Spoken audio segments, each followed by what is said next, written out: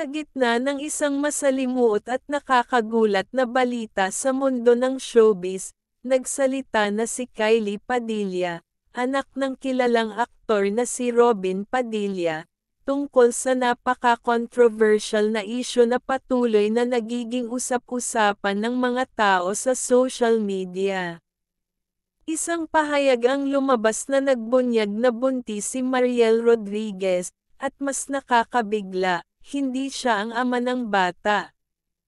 Ang revelasyong ito ay tila isang malalim na sugat na humahampas sa kanilang pamilya, na nagdudulot ng mga tanong at panghihinayang sa kanilang mga taga-suporta.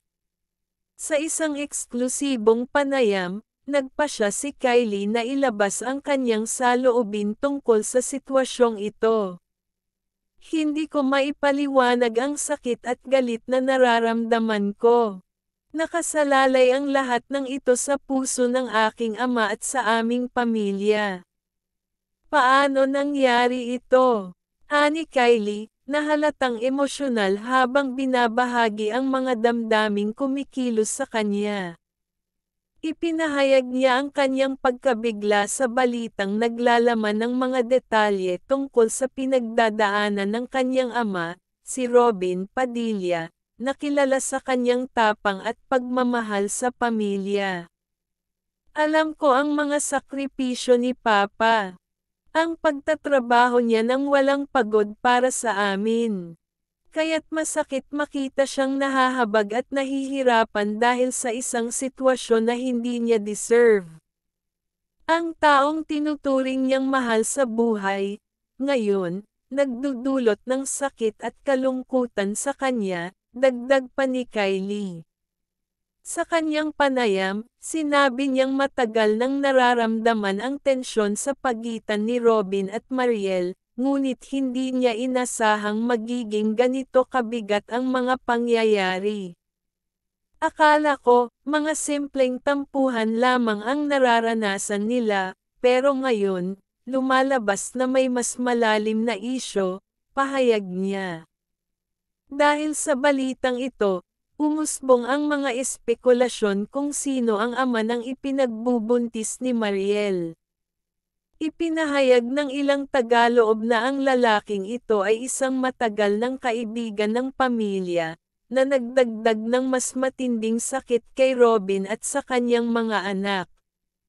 Paano mo ipapaliwanag sa isang tao na nagtiwala sa iyo na ikaw ang nagbigay sa kanya ng sakit na ito? Isang malapit na kaibigan pa, na sinasabing dapat ay nagtutulungan at nagtutulungan para sa ikabubuti ng bawat isa, ani Kylie. Hindi nakapagpigil si Kylie na ipahayag ang kanyang galit sa taong ito, ngunit pinili niyang manatiling tahimik para sa kapakanan ng kanyang pamilya. Mahirap, ngunit kailangan kong isipin ang mga kapatid ko. Ayokong mas lalong lumala ang sitwasyon. Ang mga bata ang dapat isipin, sabi niya. Sa kabila ng lahat, ipinakita ni Kylie ang kanyang suporta kay Robin. Bilang anak, gagawin ko ang lahat para maging matatag si Papa. Nandyan ako para sa kanya sa lahat ng oras, pahayag ni Kylie.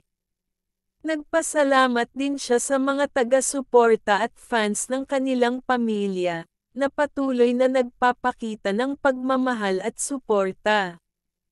Alam ko, hindi madali ang pinagdadaanan naming lahat.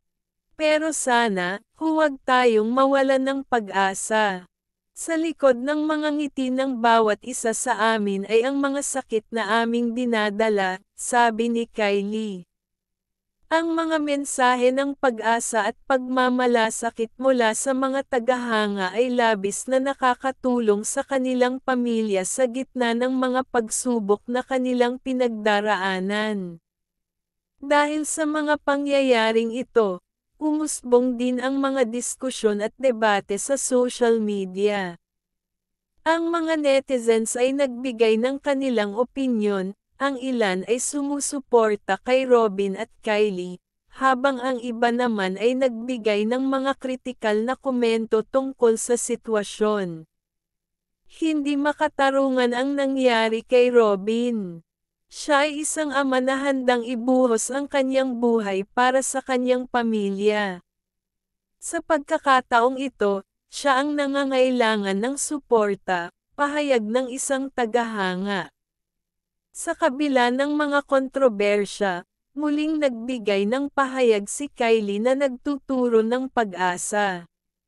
Sa kabila ng lahat ng mga pagsubok na ito, dapat tayong manatiling matatag. Ang pamilya ang tunay na yaman. Kailangan naming dumaan sa lahat ng ito bilang isang sama-samang grupo. Wala kaming ibang makakapitan kundi ang isa't isa, pagtatapos niya. Makalipas ang ilang araw,